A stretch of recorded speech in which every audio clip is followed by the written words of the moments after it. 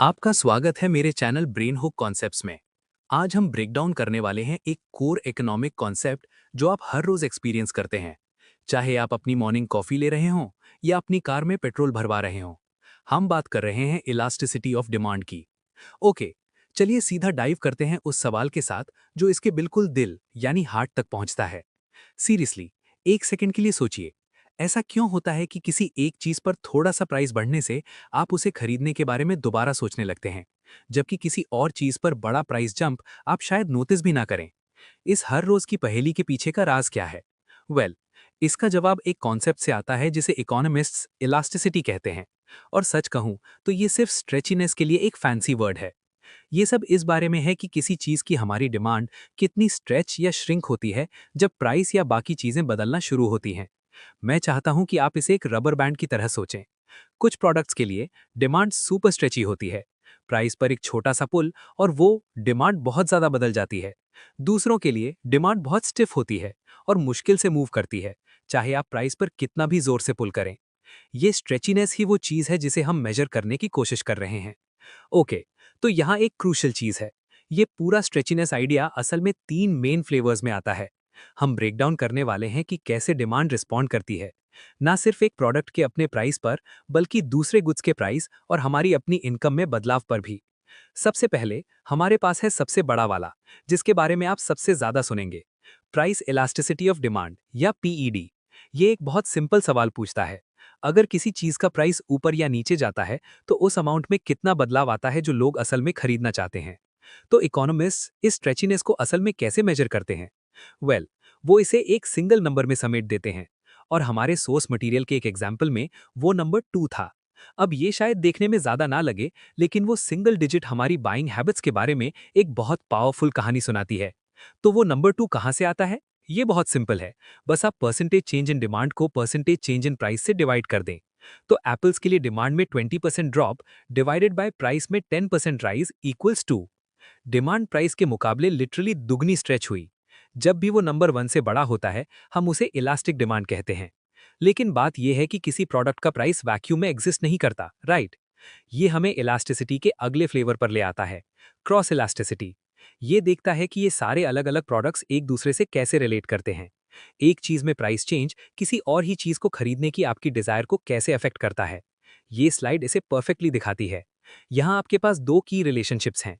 Substitutes के लिए जैसे टी और कॉफी, अगर टी का प्राइस ऊपर जाता है तो क्या होता है? लोग बस उसकी जगह ज्यादा कॉफी खरीदने लगते हैं। लेकिन कॉम्प्लीमेंट्स के लिए, वो चीजें जो हम साथ में यूज करते हैं जैसे कार्स और गैस, अगर गैस का प्राइस स्काई रॉकेट करता है तो कार्स की डिमांड, खासकर बड़ी वाली, नीचे चली जाती है। वो लिंक्ड हैं। और हमारे तीसरे और आखिरी फ्लेवर के लिए देखते हैं कि कैसे हमारा अपना वॉलेट गेम बदल देता है। इनकम इलास्टिसिटी या वाईईडी मेजर करता है कि हमारी शॉपिंग हैबिट्स कैसे शिफ्ट होती हैं जब हमें रेज मिलता है, या फिर आप जानते हैं, जब हमारा बजट अचानक टाइट हो जाता है। और ये केबल सब दिखाती है। जैसे जैसे हमारी इनकम ऊपर जाती है, हम ज्यादा लग्जरी गुड्स खरीदने लगते हैं, जैसे इकोनॉमिस्ट्स नॉर्मल गुड्स कहते हैं। लेकिन जो सच में फैसिनेटिंग है वो ये कि इंफीरियर गुड्स की डिमांड, जैसे इंस्टेंट नूडल्स या शायद बस पास, वो डिमांड असल में नीचे चली जाती है, क्योंकि अब हम एक अच्छा डिनर या कार तक अपग्रेड करना अफोर्ड कर सकते हैं।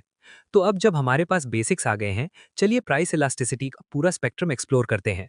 क्योंकि ये सिर्फ स्ट्रेची या स्टिफ नहीं है, यहाँ एक पूरी रेंज है, एक क्रेजी थ्योरेटिकल एक्सट्रीम से दूसरे तक। तो स्पेक्ट्रम के एक एंड पर आपके पास है परफेक्टली इलास्टिक डिमांड का आइडिया। अब ये ज्यादातर एक थ्योरेटिकल चीज है जो आपको एक परफेक्टली कॉम्पिटिटिव मार्केट की टेक्स्ट बुक में मिलेगी। लेकिन बेसिक मतलब ये है कि अगर एक सेलर अपना प्राइस थोड़ा सा भी बढ़ाता है तो उनकी डिमांड तुरंत जीरो पर गिर जाती है। और बिल्कुल ऑपोजिट एंड पर आपके पास वो डिमांड है जो परफेक्टली स्टिफ या इनइलास्टिक है। इसका classic example life saving medicine है। क्वांटिटी की जरूरत बस बदलती नहीं है। इससे फर्क नहीं पड़ता कि प्राइस कितना ऊपर जाता है, लोग वही एग्जैक्ट अमाउंट पे करने का कोई ना कोई रास्ता ढूंढ ही लेंगे। ऑफ कोर्स, रियल वर्ल्ड में ज्यादातर प्रोडक्ट्स जो हम खरीदते हैं वो इन दो एक्सट्रीम्स के बीच में कहीं आते हैं। लग्जरी गुड्स, वो चीजें जिनके बिना हम रह सकते हैं, वो रिलेटिवली इलास्टिक होते हैं। लेकिन नेसेसिटीज जैसे हमारे पहले सवाल वाला नमक रिलेटिवली इनइलास्टिक होते हैं। प्राइस चेंज इस पर ज्यादा असर नहीं डालता कि हम इसे कितना खरीदते हैं। तो वो क्या चीज है जो असल में किसी प्रोडक्ट की डिमांड को स्ट्रेची या स्टिफ बनाती है? ये रैंडम नहीं है। यहाँ कुछ की प्रिडिक्टेबल फैक्टर्स हैं जो डिसाइड करते हैं कि कोई भी प्रोडक्ट स्पेक्ट्रम पर कहाँ गिरेगा। तो मेन ड्राइवर्स वही हैं जो आप एक्सपेक्ट करेंगे, जैसे कि क्या आपके पास और ऑप्शंस हैं, क्या ये ज़रूरत है या ख्वाहिश, और ये आपके बजट का कितना हिस्सा खा जाता है। लेकिन साइकोलॉजिकल फैक्टर्स भी बड़ा रोल प्ले करते हैं। हैबिट्स और ब्रांड लॉयल्टी जैसी चीज़ें हमारी डिमांड को आपकी सोच से कहीं ज़्यादा स्टिफ बना सकती हैं। देखिए, ये सिर्फ कोई एब्स्ट्रैक्ट थ्योरी नहीं है। इलास्टिसिटी एक इनक्रेडिबली पावरफुल प्रैक्टिकल टूलकिट है। बिजनेसेस इसे यूज करते हैं ये फिगर आउट करने के लिए कि कस्टमर्स को डराए बिना प्राइसेस कैसे सेट करें। और गवर्नमेंट्स क्या, वो इसे यूज करती हैं ये डिसाइड करने के लिए कि किन चीजों पर टैक्स लगाना है। इसी वजह से वो सिगरेट्स जैसी चीजों पर सिन टैक्स लगाते हैं। उन्हें पता है कि डिमांड इनइलास्टिक है, तो अगर वो टैक्स बढ़ाते भी हैं तो भी ज्यादातर लोग खरीदते रहेंगे, जिसका मतलब है गवर्नमेंट के लिए पैसे की एक स्टेडी स्ट्रीम। इलास्टिसिटी जाहिर तौर पर इकोनॉमी कैसे काम करती है ये समझने के लिए एक फंडामेंटल कॉन्सेप्ट है, लेकिन दुनिया के किसी भी मॉडल की तरह इसके अजम्पशंस और लिमिट्स को जानना बहुत ज़रूरत है। रियल मेसी वर्ल्ड में ये एक सिंप्लीफाइड मॉडल है।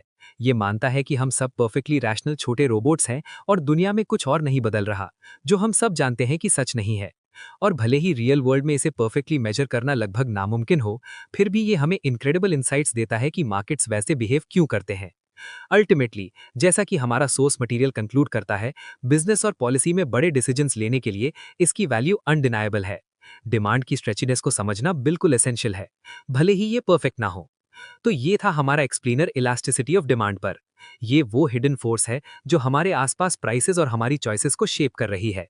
तो ये मुझे आपके लिए एक आखिरी सवाल के साथ छोड़ता है। अपनी लाइफ के बारे में सोचिए।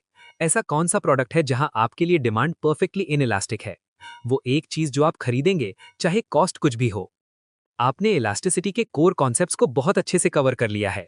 क्या आप चाहते हैं कि मैं किसी स्पेसिफिक प्रोडक्ट जैसे आईफोन या पेट्रोल के लिए एक इलास्टिसिटी कैलकुलेशन करके दिखाऊं? आई होप आज का ये डीप डाइव आपको क्लियर हुआ होगा। अगर कॉन्सेप्ट समझ आए तो लाइक बटन जरूर दबाएं और ब्रेन हुक कॉन्सेप्ट्स को सब्सक्राइब करें, ताकि हम ऐसे ही कॉम्प्लेक्स टॉपिक्स को सिंपल बनाते रहें। मिलते हैं अगले वीडियो में, तब तक के लिए कीप लर्निंग।